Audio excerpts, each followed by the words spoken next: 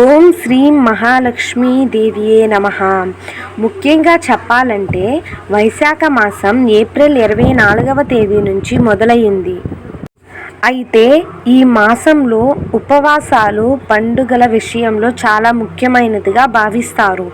ఈ మాసంలో ప్రధానోపవాసాలు పండుగల గురించి ఇప్పుడు తెలుసుకుందాం. హిందూ నూతన సంవత్సరంలో వైశాఖం 2వ నెలలో వస్తుంది. ఈ మాసంలో విష్ణుమూర్తిని పూజిస్తారు. బుద్ధుడు, పరశురాముడు కూడా ఈ మాసంలోనే జన్మించారని పండితులు చెబుతున్నారు. ఈ మాసంలో పుణ్యం, సంపదను పొందే అవకాశాలు చాలా ఉన్నాయి. అంతేకాకుండా సీత జయంతి కూడా ఈ మాసంలోనే వస్తుంది. మతమరపైన ఈ మాసాన్ని మాధవ మాసం అని కూడా పిలుస్తారు. శ్రీకృష్ణుని మాధవ రూపాన్ని వైశాఖ మాసంలో పూజిస్తారు. వైశాఖ మాసం స్నానానికి, దాన ధర్మాలకు, శుభకార్యాలకు ఎంతో పవిత్రమైనదిగా భావిస్తారు. హిందూ క్యాలెండర్ ప్రకారం వైశాఖ మాసంలో చాలా ముఖ్యమైన పండుగలు, ఉపవాసాలు జరుగుతాయి. ఈ ప్రధాన పండుగలలో కొన్ని అక్షయ తృతీయ, వరుధని ఏకాదశి, సీతానవమి, భగవంతుడు నృసింహ జయంతి మొదలైనవి ఉన్నాయి. హిందూ క్యాలెండర్ ప్రకారం వైశాఖ మాసం కృష్ణపక్షం ప్రతిపద తేదీ ఏప్రిల్ 24 ఉదయం 5:18 నిమిషములకు మొదలవుతుంది.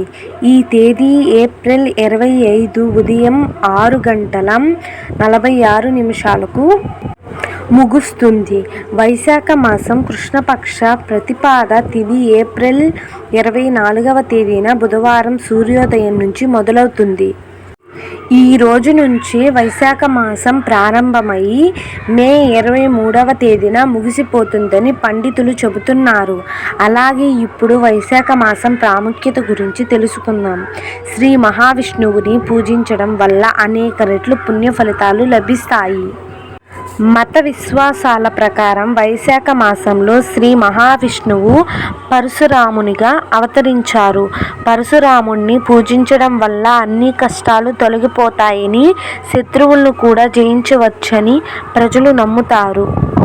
అంతేకాకుండా వైశాఖ మాసంలో గంగా స్నానం, దాన ధర్మాలు కూడా ముఖ్యమైనది.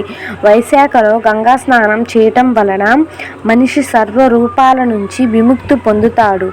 ఈ విధంగా ఈ మాసంలో విష్ణుమూర్తిని పూజించండి. తన భార్య అయిన లక్ష్మీదేవిని కూడా పూజించండి. ప్రతి ఒక్కరూ వీరిని పూజించడం వలన సకల సంపదలు కలుగుతాయని మన శాస్త్రంలో, పరిహార శాస్త్రంలో చెప్పబడింది.